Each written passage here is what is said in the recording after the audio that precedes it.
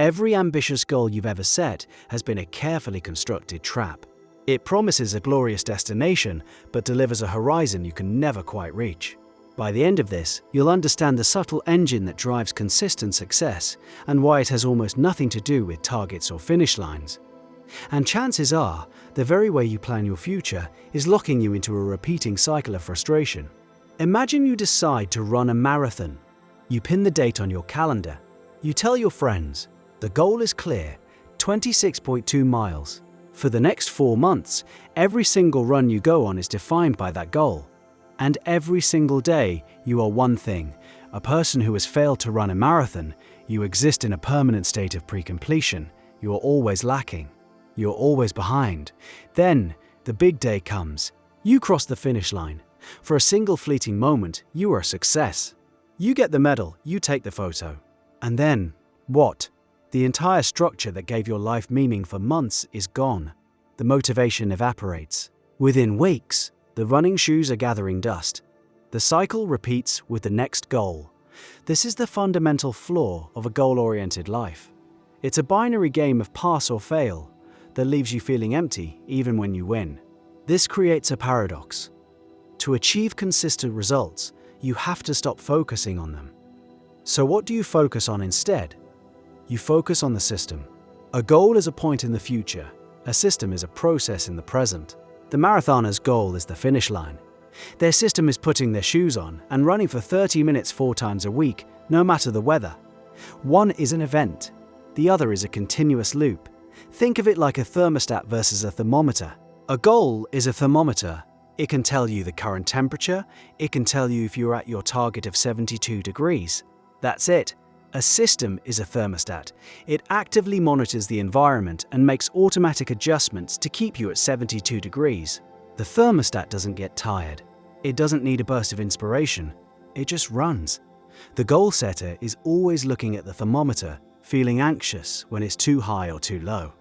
The systems thinker builds a thermostat and then gets back to living their life. The goal is a wish. The system is the weather. But a good system does more than just produce a desired result. It fundamentally changes the person who is running it. The mechanism behind that transformation is surprisingly direct. Every action you take is a vote for the type of person you wish to become. Your identity is simply the accumulation of these votes over time. When you set a goal, like write a novel, you're making a huge, intimidating promise. Your brain knows you haven't done it yet, so the identity of author feels fraudulent. The gap between who you are and who you want to be is a giant chasm. It's exhausting to look at. A system, on the other hand, ignores the chasm. The system is just, write 500 words today. When you sit down and do it, you cast a vote. You're telling yourself, I'm the kind of person who shows up and writes. Do it again tomorrow and you cast another vote. The outcome, the novel, is secondary. The process is primary. The goal is to have written. The system is to be a writer. The first is a past tense accomplishment. The second is a present tense identity. This reframes everything. You're building self-belief through evidence, brick by brick, vote by vote. The motivation comes from the act itself, from reinforcing your desired identity. A goal setter relies on fleeting bursts of inspiration to cross that chasm of doubt. A systems thinker just keeps laying one brick at a time, and one day looks back to see they've built a bridge. This sounds powerful for individuals, but it's on a larger scale, with much higher stakes, that the difference becomes terrifyingly clear. In the 1970s, Kodak was on top of the world. They sold 90% of all camera film in America. Their goal was clear and simple: sell more film. Their systems were all engineered to support that goal. They perfected chemical engineering, manufacturing and distribution for film photography. Their entire corporate identity was built around it. They even invented the first digital camera in 1975. An engineer brought it to management. Their reaction? They buried it. The invention threatened their primary goal. Their fiercest competitor, Fuji had a similar goal. But they had a different system. While Kodak saw themselves in the film business, Fuji saw themselves in the image information business. They invested heavily in mastering chemical coatings and image processing, a much broader system. When the digital wave finally crashed, Kodak's goal of selling film became obsolete overnight. Their perfectly optimized system became a tombstone. They declared bankruptcy in 2012. Fuji, however, used their deep knowledge of chemistry from making film to pivot. Those skills in applying thin, precise layers of chemicals were perfect for making protective films for LCD screens. Their knowledge of antioxidants, used to preserve photos, was applied to create a successful line of cosmetics. Their system gave them options Kodak never had. Kodak was married to a single destination. Fuji built a vehicle that could navigate any terrain. The system is what keeps you alive when your goal dies. The real power of a system, however, goes beyond survival. It's about designing luck. It's about building a machine that catches opportunities you never even planned for. A goal is a hunt for a specific thing.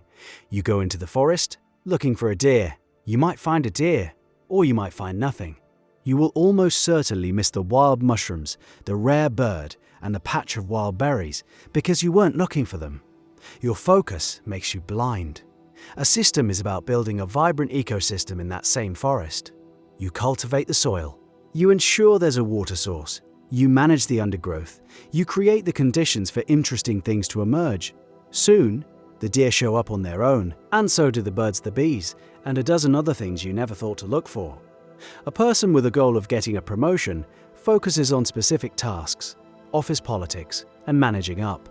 A person with a system of becoming a master of their craft and a valuable connector spends their time developing rare skills, sharing their knowledge generously, and building a genuine network. The first person might get the promotion. The second person might get a job offer from a competitor, an invitation to co-found a startup, or an opportunity to lead a project so innovative it makes their old promotion irrelevant. Their system creates a massive luck surface area. The process itself generates better goals than they could have ever set from the start. Now, a common objection here is that a system without a goal is just aimless wandering. It's a fair point. A system needs a direction. The critical difference is between a destination and a vector. A goal is a destination. I want to be at the top of that specific mountain. A system provides a vector. I'm going to head west and get better at climbing every day. When you're locked on a single destination, you might miss the fact that there's a more interesting mountain a few miles to the south, or that the valley below has a beautiful river. The systems thinker heading west has the flexibility to change course. Their identity isn't tied to one peak. It's tied to the process of climbing. Goals are useful for setting an initial heading. They get you off the couch. But you should hold them loosely. Let the system take over, because the system is what carries you when you lose sight of the summit or realize you were climbing the wrong mountain all along. The deep trap of goal setting is that it frames success as a transaction. It's something you acquire, something you get. You suffer through the process to earn the prize at the end. This makes the process itself an obstacle.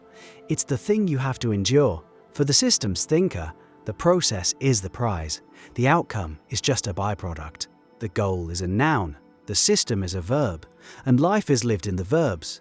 We spend almost our entire lives in the process of becoming, in the middle of the journey. A goal-oriented mindset forces us to define 99% of that life as a failure, as a not yet. It's a constant low-grade sense of inadequacy. A system celebrates the daily act. It finds satisfaction in a showing up, in the casting of another vote for the person you want to be. The success is baked into the execution of the process itself. The ultimate freedom is realizing you can fall in love with the boredom of your own discipline. You can find joy in the repetition, in the slow sanding down of your own imperfections. You get to define what a win looks like every single day, just by running the system. The question was never about what you want to achieve.